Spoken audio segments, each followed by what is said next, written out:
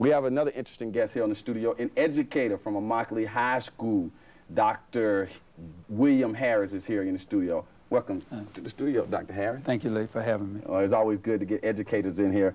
And speaking of education, do you think that in general that the youths now in high school are valuing education, say like they did during the day when I was coming along back in the 1940s? Well, many of them are, Lee. They work very hard to do that. When you and I were coming up, our parents made sure we did. Where I teach in Immokalee now, you know, a lot of the students have sisters and brothers that they have to be responsible for too. So I like to think that a lot of the students I teach work just as hard as we did when we were coming up. But things are different. That was quite a few years ago, and I'm not going to tell my age. Okay. We won't put you a day over 40 years old. Okay, thank you. The students, well, actually, you actually migrated here to the Naples area from another part of the country. What brought you here and where did you come from? Well, I grew up in Virginia, and I got my doctorate degree at Ohio State. So while we were, I was teaching at Old Dominion University in Norfolk, Virginia, and I had taught in Ohio, in Virginia, in the Carolinas, had never been to Florida. And my wife had been to Tallahassee for some time, and she knew about Naples. An opportunity came where I either had to take a position teaching at a university near Atlanta, or to take the high school position at Immokalee High School. And because a lot of my research was in multicultural education, I decided that I had not taught high school, had never taught high school. And I decided I wanted to do it. Any regrets?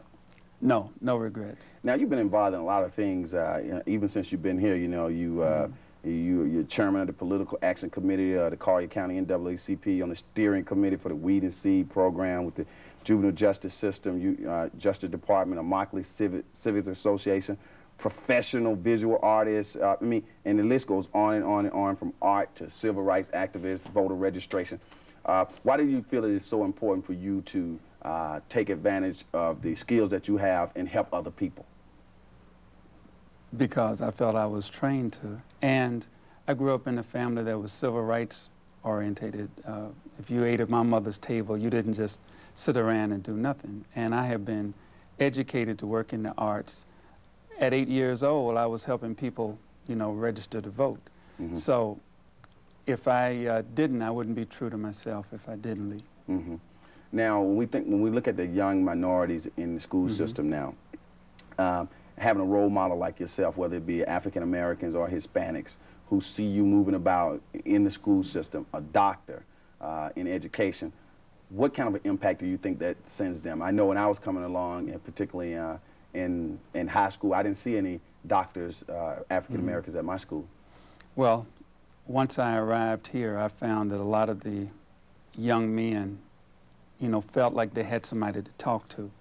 And, you know, I was used to dealing with a lot of adults, but by coming into the high school league, so many of the young men have questions, and a lot of the questions are general questions, from the type of clothing you wear, talking about applications on jobs, like you were talking to about a few minutes ago, as well as what college should I go to? What type of decisions do you make? And that's what we've been trying to do, is to get some of the young people to understand that you have to make decisions, and you have to make good decisions, and you have to give yourself choices and alternatives. Right. Because nowadays, if you make a wrong decision, you really pay for it dearly. So I'm also impressed with the fact that so many young women that I teach, you know, you think in terms of being a male that young men will try to emulate you, but I have a lot of young ladies in my class who are very good artists, but they ask me as many questions in depth, you know, as some of the young men. So hopefully I'm making an impact in the community, and a lot of them tell me that they've never met a doctor before, and they ask me sometimes, are you the heart doctor or the head doctor? And I said, no, I'm the one that teaches you how to think while you're using paint and clay and drawing pencils and things like that. You know, the fact that you raised the point about being in the arts, you know, being an art teacher, and I remember my art teacher in school, and we always felt comfortable around the art teacher. And students have a tendency, I would think that when you're getting ready to go to art class, as opposed to going to your algebra class or your science class. You sort of have a fun piece. It's like, it's a little bit more fun to it in the sense of it's going to be something where they get to create. And that makes that atmosphere a lot more fun for students. And the point is that, you know, of course, I'm a swimming instructor, and I know the students kids get comfortable around me, and then while they're comfortable and enjoying you, you can instill other values in them as well. Do you find that to be the same case as an art teacher, where you can slip in some things about the importance of your overall education as well? Well, you have to. You know, we're working with, you know, the FCAT testing that's going on. So a lot of my students find that when they come to my class, I may have a ruler skills problem that they have to work on. They said, well, Dr. Harris, why are we using a ruler in your class? I said, if you are getting ready to deal with a design image, then you have to know the difference between 5.5 inches and 7.5 inches. And so a lot of times visually, I'm able to help them. My students write in class. So a lot of times they will experience, we just finished creating color wheels, and now my students are working on CD images. But it's important that they spell the CD design that they're creating for them. It's important they spell it correctly. So a lot of times I'm doing and assisting what the English teacher does, the math teacher, the history teacher, but I'm doing it from a visual point of view. So they get a chance. One of the things that I do is talk to them about going to the grocery store. And if you're talking about freshness, if you're buying meat, then let's deal with the color red. You know, if you come across a piece of meat that's brown, then it's been there too long. And so I try to help the students make those kind of relationships in my class. Good point. The, excuse me, Immokalee High School, or the Immokalee community in general, poses a unique situation when many of those students are there from migrant workers. They may not have come from educated families. Do you find that in the school system over there in general that much is expected out of those students from other professors and administrators, or are their goals set to be, hey, get this education and go out and plow the fields and pick oranges one day? Well, that's a loaded question. The community and the parents feel like their students should be given every opportunity that they should, and that's correct. At times, Lee, there is a double standard going on. Some of the students and the parents would like to feel that they could get some of the same things that Naples gets. Many of their parents work in Naples, and then they have to drive that long road back to Immokalee.